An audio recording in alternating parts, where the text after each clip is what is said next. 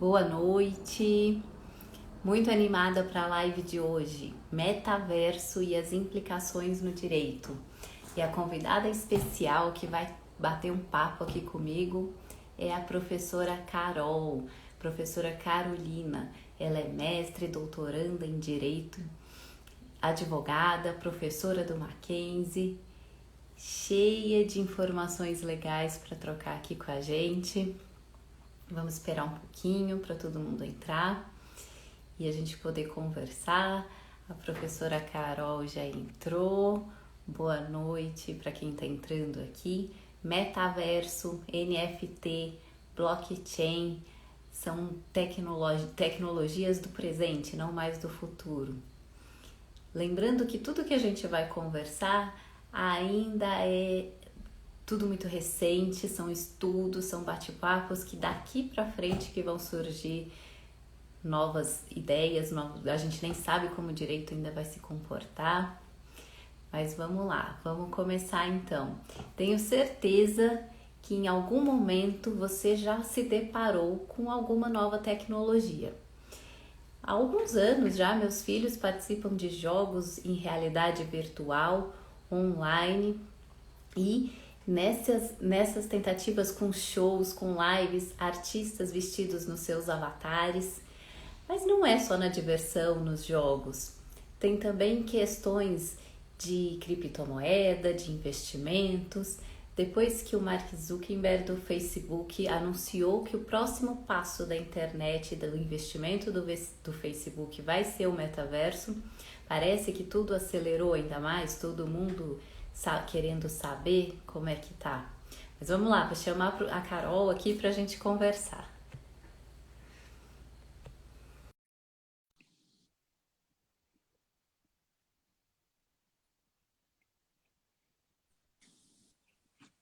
Boa noite. Tudo Boa bem, Carol? noite, tudo bem com você? Deixa eu ir mais para trás, Também. que essa telinha me corta. Muito bem-vinda, que é o Leis pelo Mundo. Super feliz de ter dado certo o nosso encontro. Já te agradeço muito a sua disponibilidade, o tempo, nossas conversas. Com certeza, olha, eu que te agradeço, Raquel. São as coincidências boas que esse mundo online nos traz, né? Nossa, com Então certeza. foi um encontro assim muito positivo e eu que estou muito feliz de estar aqui participando com vocês e com o pessoal aqui do seu Insta. Joia. Vou só repetir, Carol, porque eu falei no comecinho, mas não sei se, né, o pessoal está entrando agora. Então, a Sim. professora Carol, ela é advogada, tem estudado muito sobre esses temas, mestre, doutoranda, aí já com qualificação, né, Carol? Dando É... passos importantes. Ai, é uma Então, legal, etapa Carol. desafiadora, mas vale a pena. Já recomendo para todo mundo. Ai, que joia.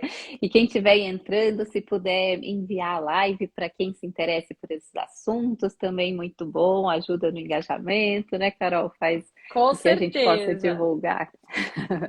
Aí a Carol, Legal. minha aluna, já deu boa noite. O Ah lá, Rô, sua boa xará. noite. É uma aluna super especial, dedicada, tá Olha que presente em legal. todas, acompanha, não perde, atualizada, né? Então não perde esses temas. Ai, que legal, que legal. Muito bom, Carol. Bom, eu acho que a gente pode começar, né, Carol?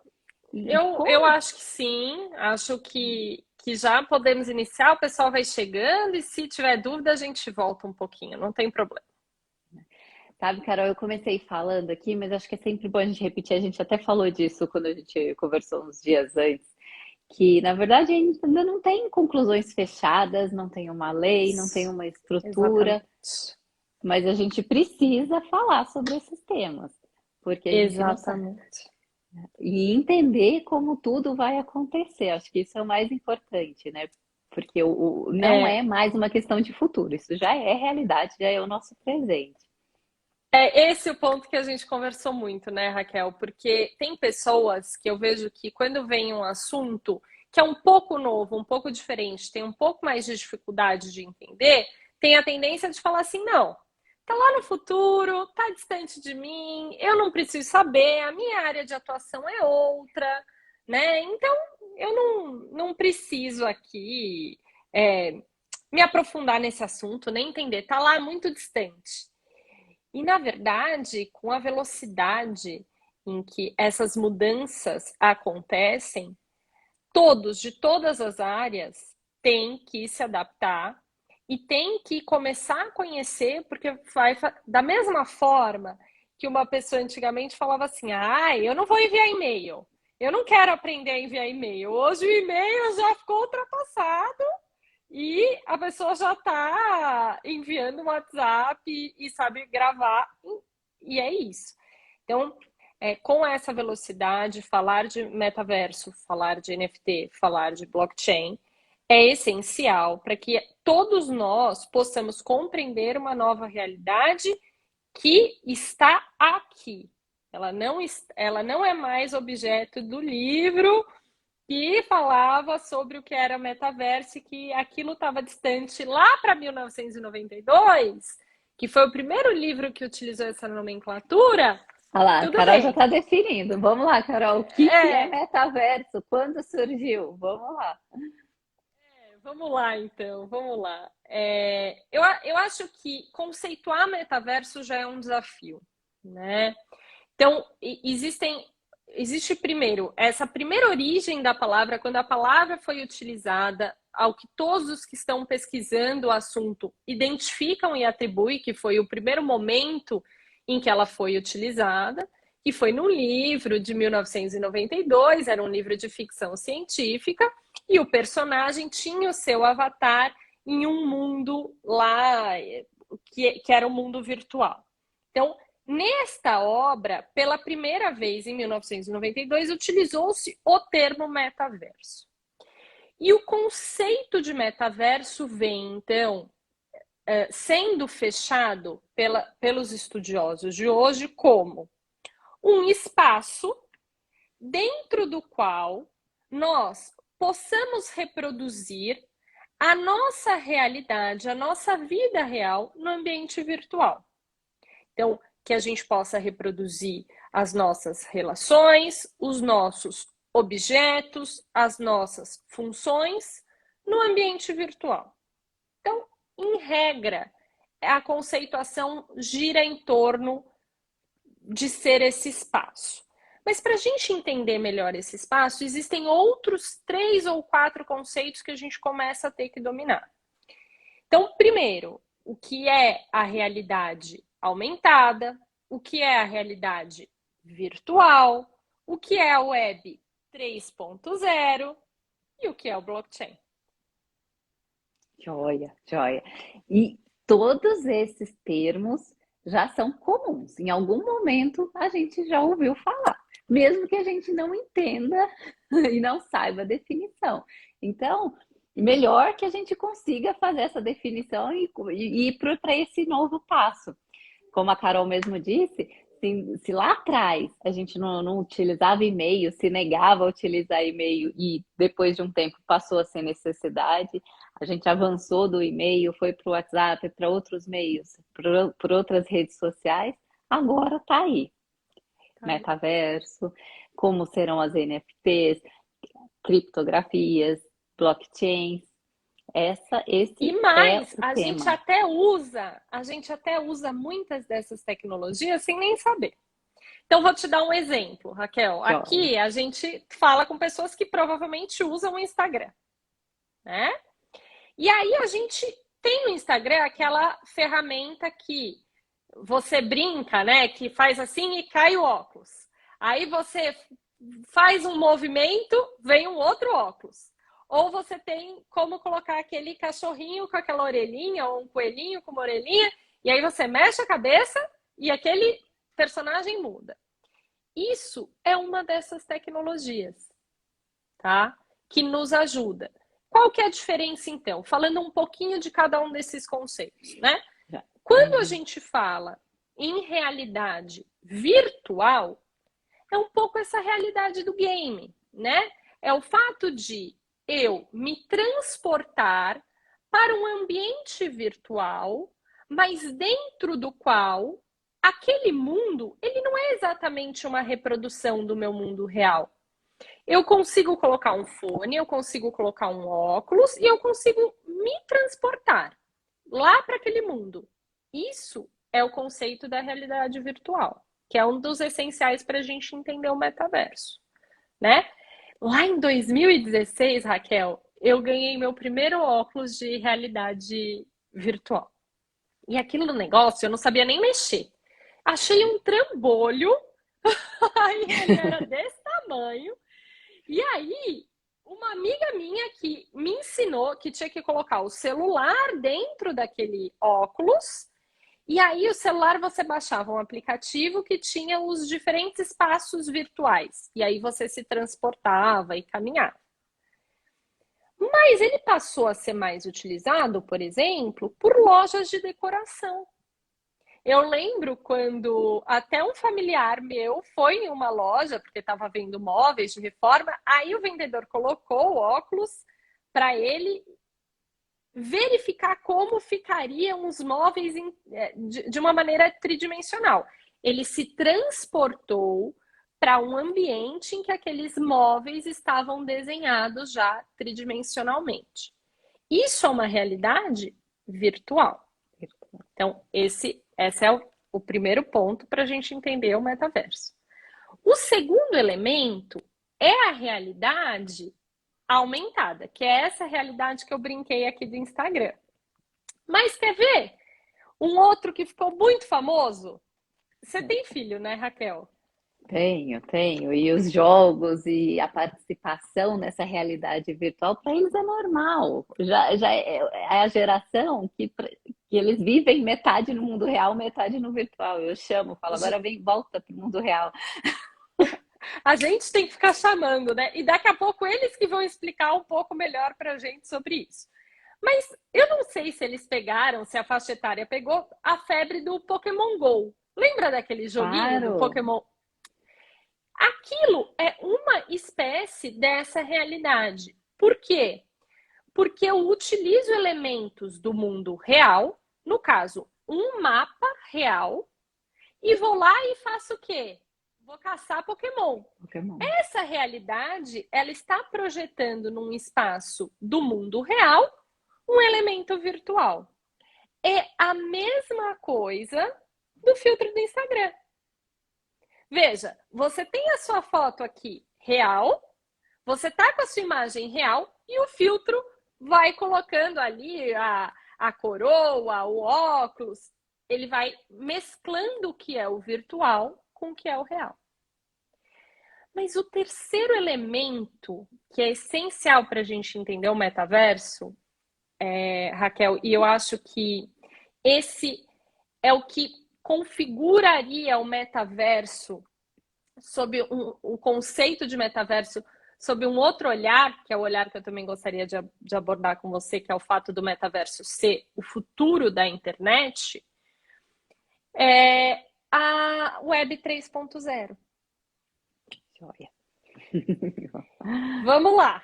Né? Vamos Se eu lá. estou falando em Web 3.0, é porque a gente passou pela Web 1.0 e passamos pela Web 2.0. Então, aqui a gente vai ver mais ou menos a idade de quem está ouvindo a live para saber se foram expostos a essas tecnologias. Quando eu e a Raquel, a gente ia lá, começou estava naquela fase da escola boa, né, Raquel? Aquela fase de fazer amizades, de conversar, de bater papo. Era muito comum a gente combinar assim com a amiga da escola. Aí, às 8 horas, a gente entra na internet. Aí a amiga falava assim: não, minha mãe não deixa, porque 8 horas é caro entrar na internet. Vamos ter que entrar depois das 10, porque é mais barato. Lembra dessa época? De escada. Era uma internet de escada e estar na internet era necessariamente atrelado a você estar em algum local físico com este tipo de conexão. Nessa época, se a gente pegar os sites dessa época, eles não tinham interação nenhuma. Eles eram os sites que a gente denomina sites estáticos, tá? Então, eles eram uns sites que você não conseguia, vamos pensar hoje em dia, clicar, interagir. Não, ele tinha lá aquelas informações. E a internet era atrelada a um local físico. Quando isso evolui, a internet evolui, as relações que a gente pode ter utilizando a internet evoluem, começa a surgir os sites de busca. E aqui, quem lembra do KD? Lembram do KD? Não existia Google, né? Ainda. Era o primeiro site de busca. Os sites de busca começam a acontecer e começa a acontecer um movimento que é a mobilidade da internet.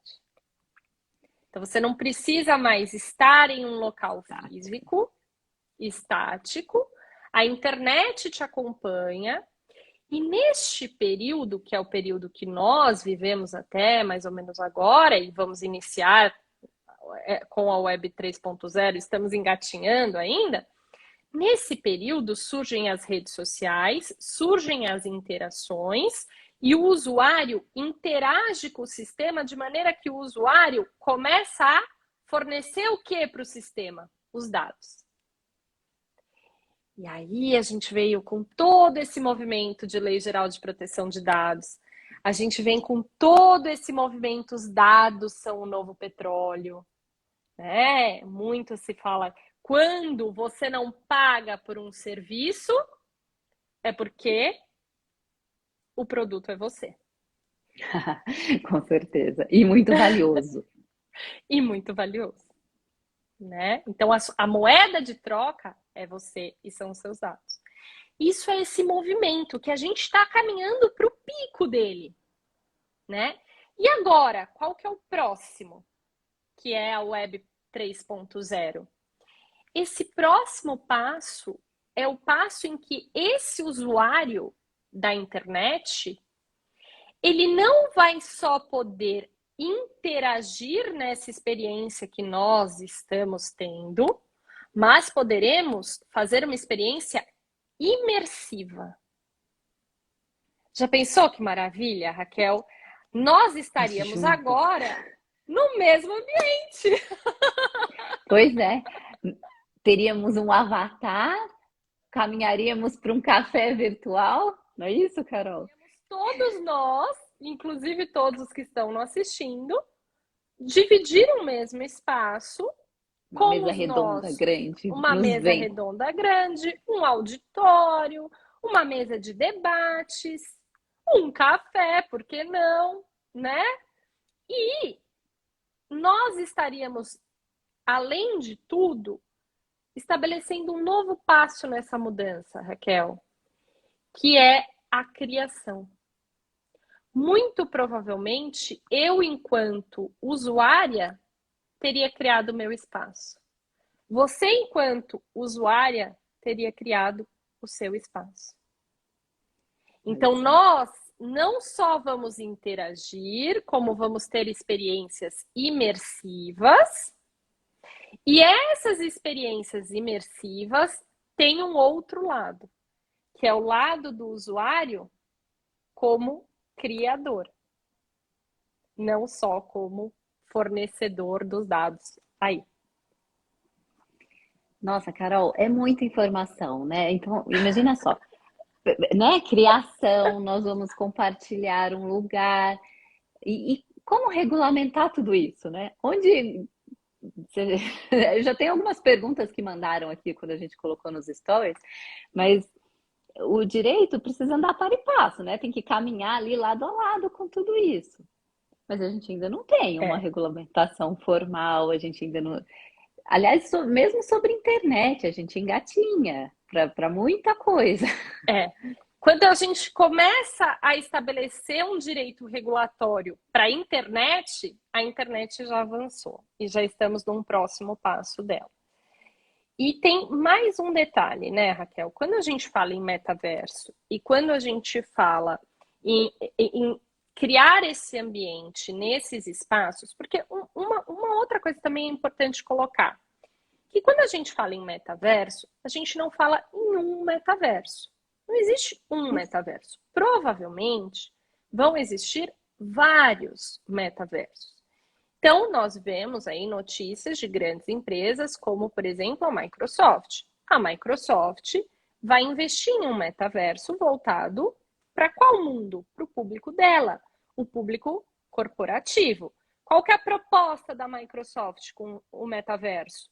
Olha, tá vendo a reunião do Microsoft Teams? Que a gente pensou que não fosse possível implementar no trabalho, que a pandemia acelerou? Então, agora eu quero criar uma proposta de que você vai fazer uma reunião no ambiente da sua empresa.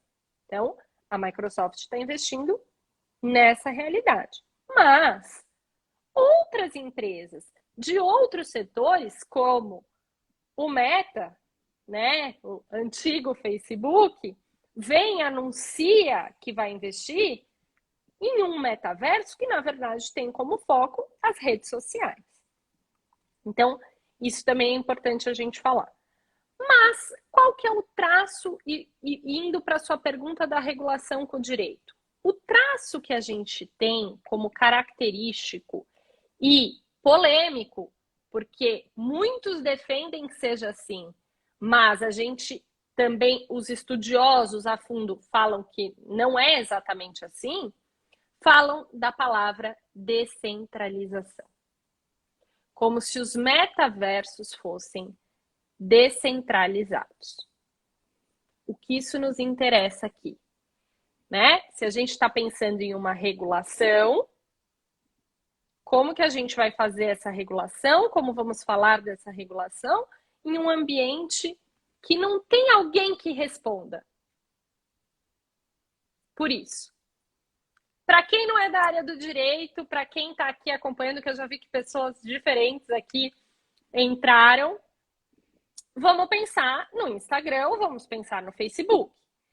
Hoje, se você tem algum tipo de publicação no Facebook que é uma fake news ou que é algum ato, alguma publicação, você tem como pedir para que o Facebook, que é o responsável por essa rede social, tome uma medida. Ou exclua aquela página, ou aplique alguma penalidade. Quando a gente fala em metaverso, que ainda não está claro, e aí você tem defensores para os dois lados, é que provavelmente você não vai ter quem centraliza, quem responde por essas questões.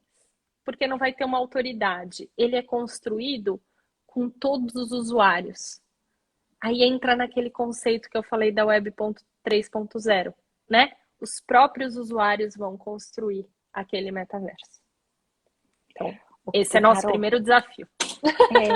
Mas aí parando para pensar, né? Então, se todos construímos, se é descentralizado, né? Como você estava falando, não vai ter responsabilização por eventuais prejuízos, por exemplo, que essa era uma pergunta até que eu tenho aqui, né? Qual a garantia, segurança jurídica da individualização? Qual que é a garantia, por exemplo, que a gente recebeu, né, Raquel, que você me mandou? Qual que é a garantia do meu avatar não ser copiado, né? Pois é. Aí é que eu te falei, né? Teremos muito mais perguntas nessa live do que respostas. Tem um ponto que nos ajuda a ir para uma direção, que é a dificuldade desse tipo de ataque acontecer em um ambiente cujas transações principais, vamos lá, vamos dar um passinho aqui, são registradas em uma blockchain. Esse era o outro ponto, né? O que é uma blockchain? Porque essa é uma dúvida, e a blockchain é um conceito importantíssimo nesse cenário todo. Ela é importantíssima para a gente entender onde fica a segurança das principais relações, né? Quando a gente entende a blockchain, a gente fala, parece que não fica tão abstrato assim. Parece que a blockchain que possibilitou que isso acontecesse. E é verdade, né? Graças à blockchain que a gente tem a possibilidade dos criptoativos e dessa realidade. Então, vamos entender. Vamos lá. Vamos passo por passo, tá? Eu vou construir de uma maneira um pouco mais abrangente e depois a gente fecha. Vamos pensar na blockchain.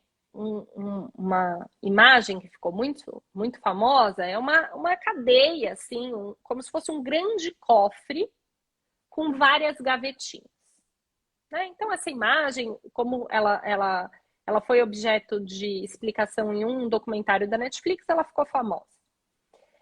Então, várias gavetinhas e você é dono de um código. O código que você é dono abre uma dessas gavetinhas e vai mostrar lá quais são os seus criptoativos. Essa é a visão geral. Mas o que a gente tem que entender? Que essas gavetinhas são, na verdade, blocos de informações. E esses blocos de informações, eles formam elos. Um bloco, o que é a blockchain? Cadeia de blocos. Então, um bloco se conecta com outro, que se conecta com outro, que se conecta com outro.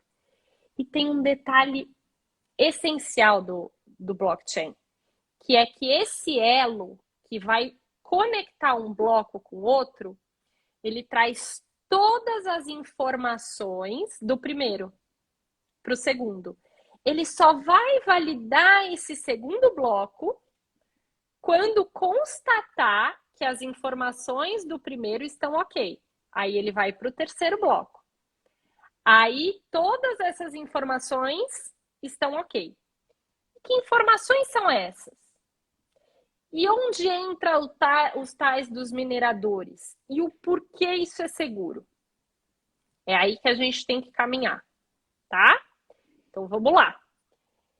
Essas informações, vamos supor, Raquel, que a minha informação seja assim: eu tenho uma criptomoeda e eu vou vender a minha criptomoeda para Raquel.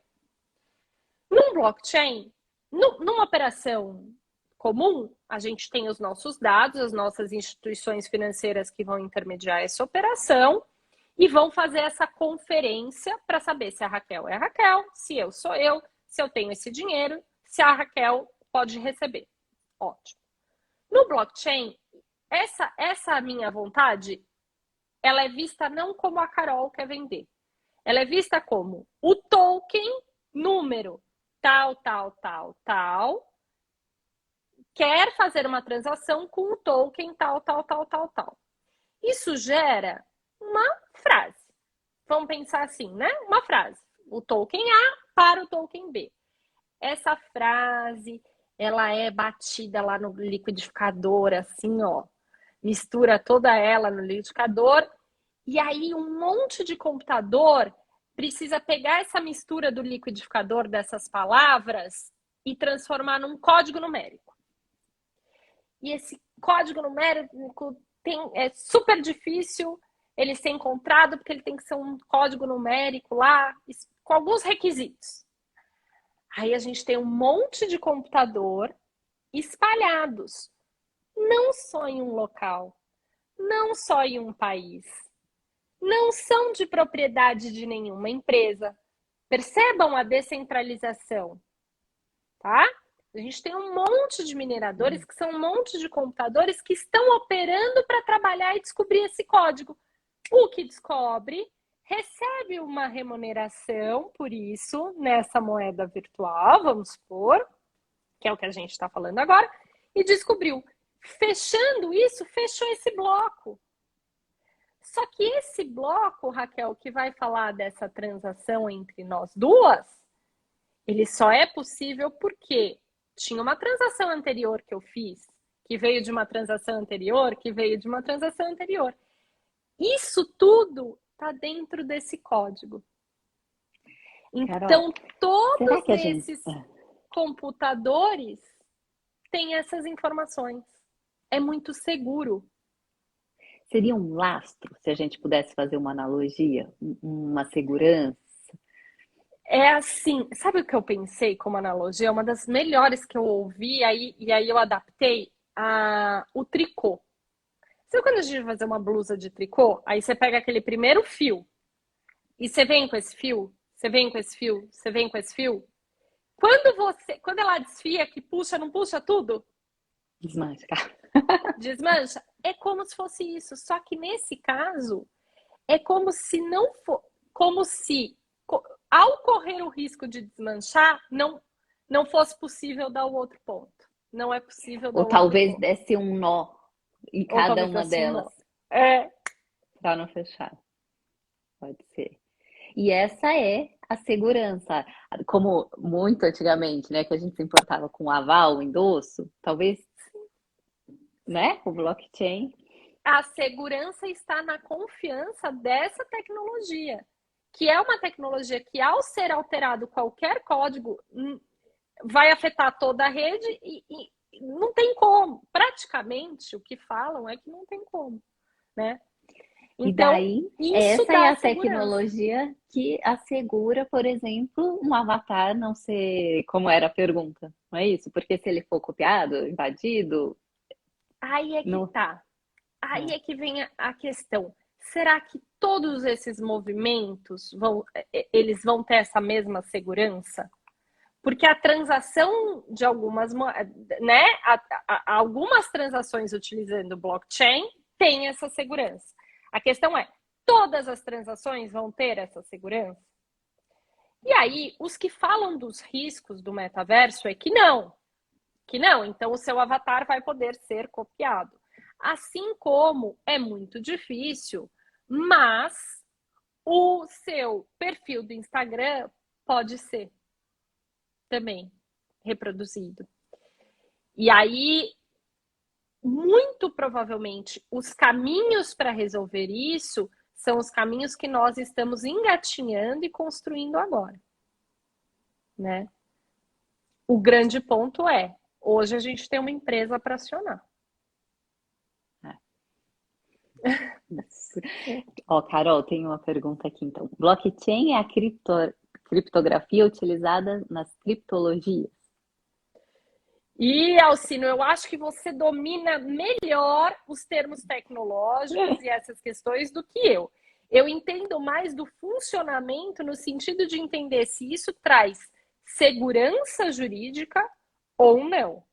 Mas aí a sua pergunta tá. Eu acho que você vai conseguir me ajudar melhor do que eu, porque ela é extremamente técnica. Isso mesmo. Vamos lá, Carol. Então agora a gente falou de blockchain.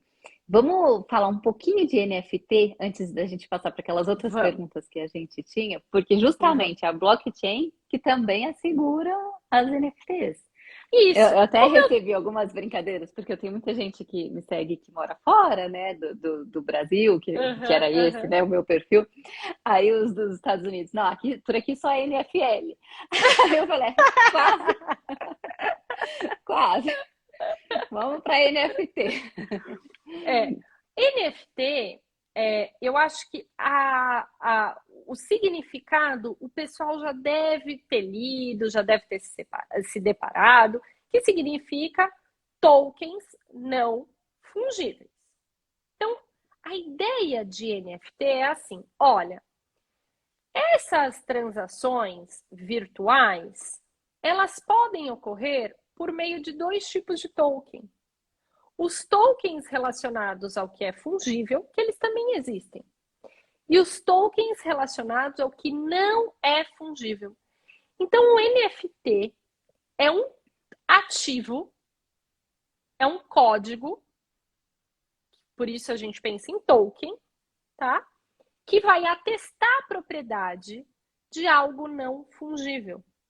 Então, nós temos os tokens, né, os NFTs de artes, os NFTs de música, os NFTs de filmes, de videozinhos, né, aqueles filmes não longos, aqueles videozinhos. Então, eles são destinados a testar a propriedade daquilo que não é fungível. Mas aqui, Raquel, aconteceu um ponto que eu acho o mais interessante que o NFT nos trouxe. Porque quando o NFT surge muito atrelado a artes, né? E ele vem atrelado a não estar, a estar no ambiente virtual. Então, eu até fiz uma live com a Carol, com uma outra Carol que eu preciso te apresentar, e a gente falava assim: para ser um NFT tem que ter uma função, tem que ser um ativo digital E tem que ter um elemento ali que é o elemento da escassez. Por que tem que ter o elemento da escassez, Raquel? Porque o NFT ele vai ser esse token não fungível que vai te dar o direito de usar aquela imagem, o direito de usar aquela obra de arte. E como que eu faço para que isso tenha valor? Se todo mundo tiver direito a usar aquela arte, o valor daquilo vai cair. Quanto menos pessoas tiverem acesso, o valor vai subir. É a lei da oferta e da procura. Então, eu vou colocar ali o elemento da escassez. Tá? Perfeito. Sabe o movimento que começa a acontecer? Mercado de luxo. Então, eu começo a ter uma vinícola e olha a repercussão disso para o direito. Eu começo a ter uma vinícola que fala assim, olha, eu vou ter uma safra especial lá em 2023. Mas quem vai ter direito a comprar essa garrafa? Só quem for detentor das NFTs dessa safra. E é específico, exclusivo. E escasso. E escasso. Porque só aquela safra. Então eu passei a ter a NFT não só como um elemento que vai me possibilitar ser proprietário de ativos digitais, porque os ativos digitais não são fungíveis. Eu tenho direitos do mundo real que também não são fungíveis. É um direito. E que você vai receber no mundo real. Que você vai ter. Você vai receber. E sabe o que quem é detentor dessas NFTs ainda tem direito? A uma experiência, antes da safra participar de um passeio. E aí você pode ter as graduações desses direitos dentro desse nicho. Então, uma outra experiência com NFT agora é a última notícia que saiu, uma das mais recentes, é restaurante de luxo. Um restaurante que só poderá ser frequentado pelos detentores da NFT daquele restaurante. E aí tem duas categorias, tá? Os que podem frequentar o salão normal, com direito a tais e tais pratos, e os que têm direito, além do salão normal, um salão exclusivo. Olha só. É muito interessante. Por esse movimento, para a gente ver que a gente não tem todas as respostas, por esse movimento tão rápido, eu acho que muitos de nós não esperávamos, mesmo quem estudava sobre NFT. Claro, porque e se não te entregarem o prometido? Porque aí começa. Entra o direito. Aí é que a gente vai ver, né? E aí, a gente vai cobrar de quem? Nesse caso, a gente tem de quem cobrar. Percebe como aqui eu não tenho tanta questão da descentralização? Eu tenho de quem cobrar.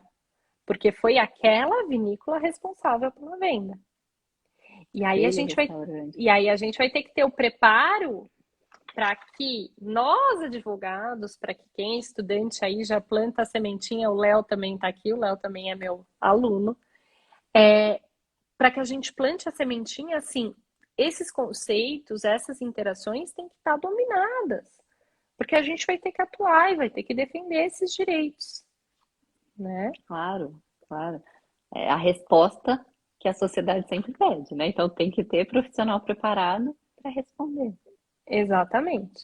Agora, dentro do meu nicho de atuação, Raquel, que as perguntas são inúmeras, é o direito da sucessão. Então, eu até tinha uma pergunta aqui também, né, cara? Porque olha só, né? Se no metaverso os relacionamentos vão acontecer. Sim. Então, direito de família, direito sucessório, tudo Sim. vai envolver. Tudo vai envolver. E tem um ponto, né? O metaverso, ele vai trazer essa evolução.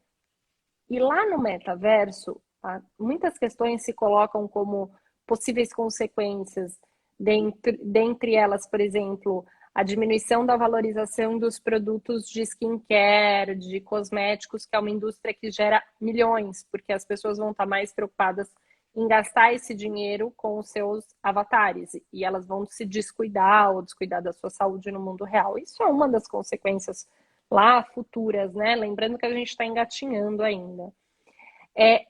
Uma coisa a gente não pode esquecer. Essa pessoa, ela pode até ter o problema de confundir o real com o virtual. Ela pode até viver mais tempo no virtual do que no real, mas tem uma característica comum a todos nós e uma certeza comum a todos nós. Todos vamos morrer. Sim. Seu avatar pode não morrer, mas você, enquanto pessoa titular do direito de usar aquele avatar naquele metaverso, vai. E então, o direito sucessório, né? Realmente. E o direito sucessório.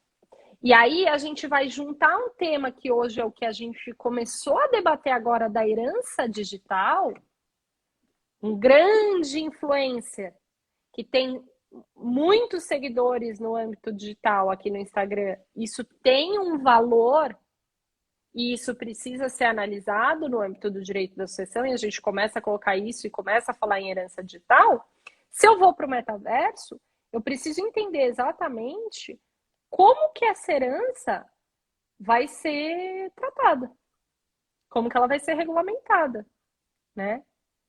Sobretudo porque as moedas e os ativos, a moeda utilizada como elemento para transação lá nos metaversos, ela é uma cripto, né? O que eu quero dizer com isso? Eu não tenho como pedir, igual eu peço hoje, um ofício para o banco para saber quanto a pessoa tinha depositado lá. Né? Então, isso é uma preocupação, que é o que eu falo hoje para os clientes que me procuram nessas circunstâncias, de eu preciso assegurar o direito do meu filho, se acontece alguma coisa comigo, né? Então, um dos caminhos que a gente está engatinhando ainda, Raquel, é a questão do testamento com disposições não patrimoniais, né? Mas estamos engatinhando para saber os melhores mecanismos e aqui, assim, é uma oportunidade de debate tão rico, gente, que vamos continuar, façam seus são comentários. Muitas lives. Carol, parando para pensar no nosso sistema cartorário, que é super antigo, como que você vai fazer, né? Você vai precisar dos serviços de um cartório para um testamento público, por exemplo? Como é que vai ser, sendo que a gente ainda... Você não pode colocar o número do token, porque quando você coloca o número do token, você fala do direito de propriedade. Um outro elemento do metaverso, que é muito associado à minha área de atuação, porque quando você atua com planejamento sucessório, direito das sucessões, o imobiliário, ele é atrelado. Então, sempre existem questões patrimoniais que acabam envolvendo imóveis. Essa questão do imobiliário no metaverso, Raquel, é algo que eu coloco como uma das questões primeiras que vão aparecer como nossos desafios a serem enfrentados. É o próximo estudo. Carol, vamos passar para algumas perguntas que tinham deixado para a gente. A gente vai conversar outras vezes. Acho que esse senão é muita coisa, né? E assim é bom que deixa um gostinho de quero mais, porque eu tô adorando. Olha lá, Carol. E se eu for hackeado com prejuízos reais no metaverso? Quem se responsabilizará? A gente falou um pouquinho, né? Que está sendo a grande questão é, quando você entrar no metaverso, você estará ciente de que não existe alguém para responder? Eu acho que isso é um ponto a se levantar, né? Quem se responsabilizará, muito fácil a gente falar, e aí entra na questão de ser centralizado ou descentralizado, né? Será que realmente não tem? Porque um movimento, Raquel, é um movimento, por exemplo, de fundos de investimento que criam os seus metaversos. Então, nesses casos, a gente pode falar que quem vai responder será o fundo de investimento que trouxe o investimento para criar aquele metaverso? Então, um ponto que eu coloco aqui é assim, é ficar atento ao metaverso que você vai entrar e ao metaverso que você vai investir. E verificar se é um metaverso que tem algum investidor ou não, se é um metaverso que se identifica como descentralizado, então você está entrando ciente de que você corre esse risco. Você já sabe, né? É conhecer, tudo é conhecimento. Você entrar Exatamente. sabendo, sem ser afoito, né? Assim, pensando realmente no que você quer Isso. investir, fazer. E uma das questões do direito do consumidor é a questão da hipossuficiência. Agora, como isso vai ficar aqui é uma outra questão. Como é que vai ser o direito do consumidor? Nossa, super interessante. Esse é outro ponto. Né? Então, assim, será que a pessoa tinha condições de ter ciência de que não era centralizado? Eu acho que esse vai ser uma polêmica lá para frente. Mas como num primeiro momento a pessoa precisa dominar o uso da tecnologia para entrar no metaverso, muito provavelmente ela não vai ter a seu favor o argumento de eu não tinha conhecimento. Eu era hipossuficiente. Né? Mesmo quando for possível, lembrem que eu falei das duas situações, quando é possível identificar, né? Um fundo investiu, criou um metaverso, você entrou, e aí você quer responsabilizá-lo. Eu acho que essa questão é, mas eu não tinha consciência de que eu tinha o risco do meu avatar. Você não tinha? Você entrou, Então, você conseguiu sabe criar. o que a lei de proteção de dados obrigou, né? Então, toda vez que agora a gente se responsabiliza, aceita ou não, né? Será que vai ser um novo processo? Vai ser a necessidade? Se você clicar ali em eu aceito, depois você não pode alegar mais que, Pode ser, né? né? Pode ser um caminho, muito provavelmente, que é o caminho que a gente tem sido bombardeado agora, né? E a gente vai Nem sei se clicando é eu aceito efetivo. porque você Eu quer nem sei passar, se é efetivo. porque você precisa da informação muitas vezes. Exatamente. Aí entram as críticas, né? Não é necessariamente efetivo, né? Excelente, Carol, Então, excelente. acho que Então, essa pergunta deu para a gente responder, né? Vai ter casos que é possível, sim, ter casos que não, e esteja muito atento àquilo que você vai investir. Que mais? Que mais tem de que pergunta mais? aí? Então, tinha uma outra pergunta também sobre os relacionamentos, que a gente acabou falando um pouco, né? Se eles geram efeitos patrimoniais, sucessórios. E até se a gente parar para pensar se um relacionamento no metaverso poderia configurar, por exemplo, bigamia ou, Bigamia. né? Como é que a gente. Bom, eu já avancei um pouco aqui na pergunta que mandaram, né? Mas pensando Já vai nesse indo, né? relacionamento do mundo real virtual, já que estaria conectado, se Sim, configuraria, né? sim. Hoje, atualmente, né? A gente tem que entender que o que regulamenta as relações cíveis e patrimoniais são as nossas leis nacionais. Eu acho que agora a gente vai entrar num ponto que você gosta bastante, Raquel. São as nossas leis. Mas eu tenho a possibilidade de ter um casamento de uma brasileira com um americano, né? E aí a gente vai ter mecanismos legais, que aí a gente faz até uma outra live sobre esses temas. Nós vamos ter mecanismos legais que vão falar como esse casamento vai ser regido, como esse casamento, a divisão desses bens pode acontecer, qual é a lei da sucessão que vai reger no caso de morte de um dos cônjuges, e por aí vai. O que a gente tem que pensar é, por enquanto, não existe uma regulamentação para esse casamento no metaverso. Então, ele não é, à luz da legislação brasileira, por exemplo, e até onde eu tenho conhecimento de outro país ainda não se falou, não se validou nenhuma lei sobre isso, é o reconhecimento da validade deste ato celebrado entre os dois avatares como um casamento. Isso ainda não é reconhecido no direito. Se não é reconhecido no direito, ele não é um ato, ele não é um fato jurídico. Ele é um fato não gera e, portanto, não gera efeitos patrimoniais. Tá? Então, essa é a primeira resposta.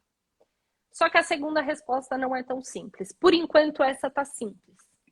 Mas a segunda não é tão simples. Que são os efeitos sucessórios. Por quê? A questão patrimonial, esse patrimônio que esse avatar tem, em conjunto, então, né? Em conjunto com outro avatar, e aí essa pessoa, uma dessas pessoas falece e elas têm herdeiros, como que fica essa questão no plano sucessório? Já é um pouco mais desafiador. E aí a gente vai ter que entender como que esses processos vão se dar, se vai ter algum tipo de limitação para o que eles vão construir. Porque se isso vai funcionar como um direito de condomínio, por exemplo, né? Eu compro um terreno no metaverso, eu construí e você mobiliou. Então eu sou proprietária daquela casa que eu construí e você é proprietária da mobília. E aí isso fica totalmente separado ou não. Então, ali a gente vai ter desafios um pouquinho maiores, tá? Mas por enquanto, casamento, não. E por último, para não perder a oportunidade de levantar a polêmica aqui, é a questão da união estável. A gente tem que pensar que o casamento, ele tem requisitos legais para existir e para produzir seus efeitos. E a união estável? A união estável tem requisitos legais para existir e ser reconhecida. Só que o que esses requisitos nos falam? De uma situação de fato. O que configura uma união estável? A convivência duradoura e contínua. Temos na lei a convivência duradoura e contínua no mundo real? Não temos. Será que é possível, a partir dali, reconhecer uma união estável? Aí teria efeitos patrimoniais. Então, o que eu recomendo hoje, já, para todos, todos, caso haja algum tipo de relacionamento virtual neste cenário, tomar as precauções jurídicas. Procure um advogado para tomar precauções jurídicas, para evitar o reconhecimento como união estável. Por enquanto, eu acho muito difícil configurar. Por quê? Porque falta o requisito do público. Eu bateria muito aí. Por exemplo, se eu estivesse advogando num caso em que pedissem um reconhecimento e eu fosse defender. Não é um relacionamento público. Tá limitado, né? Porque tá limitado àqueles usuários. Mas a gente tem que pensar que isso é uma circunstância temporária. Joia, Carol, nossa, muito obrigada. Adorei a nossa conversa. Tô aqui, vou ficar pensando muito ainda sobre tudo isso, nos efeitos e como serão as soluções, né? Que eu acho que esse que é o grande estudo daqui para frente. Porque com certeza ainda é um campo muito desconhecido. Ainda a gente não sabe. É um campo desconhecido. E o recado que eu queria dar, até para já puxar aí uma segunda live ou qualquer coisa, ou conversas, pensem no metaverso como o futuro da internet. Pensem no metaverso como o futuro da internet e o futuro das formas de relacionamento. Eu acho que aí temos já uma frase para começar um outro bate-papo. Tá marcado. Já vamos, já salva aí. Ai, muito obrigada, te agradeço muito a disponibilidade, tempo, né, tão precioso. E que a gente possa continuar. Carol é minha vizinha, agora a gente precisa se encontrar também no mundo Descobrimos isso, real. né? É, Pois é, descobrimos isso. excelente. Obrigada a todos por estarem aqui. Tem meu irmão, tem minha mãe passou por aqui também. Muito feliz por eles terem entrado. O contato da Carol tá aqui, sigam ela também lá no Instagram. Espero vocês no Leis pelo Mundo e vamos esperar a Carol aqui de volta para a gente continuar falando de metaverso e dessas novas tecnologias. Olha, foi um prazer. Eu também quero agradecer, Raquel, o convite especialmente. Nossa, fiquei muito honrada e agradecer a todos que tiveram aí paciência de nos acompanhar, ouvir. E é um prazer. Sempre que me chamarem, estarei aqui. Combinado, Carol. Até a próxima, viu? Obrigada. Até. Tchau, tchau. Tchau, tchau.